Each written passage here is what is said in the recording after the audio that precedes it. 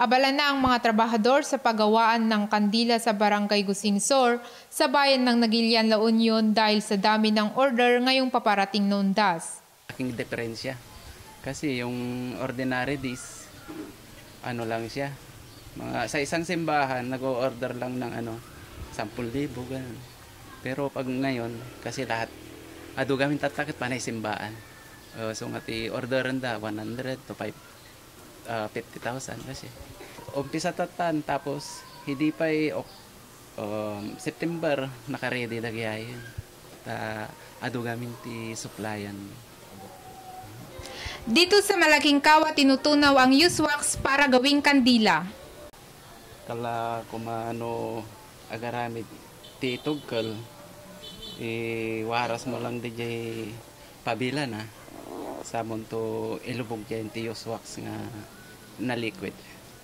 Hindi pa naman tumaas ang presyo ng kandila dito sa pagawaan, subalit inaasahang tataas ito sa mga tindahan. Factory price, yung sa puti 1.150 sen, 150 pala. Tapos kung sa decolor 125, 130 ganun.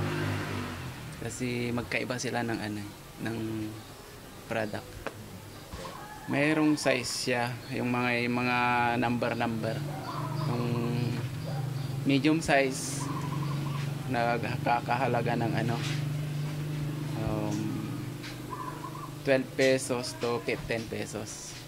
Pero may big, yung malalaki, nagkakahalaga rin ng 25 to 23.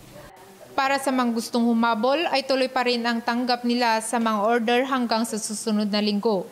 Ito si Elsa Lipadan, nag-uulat para sa Elio Balita ngayon.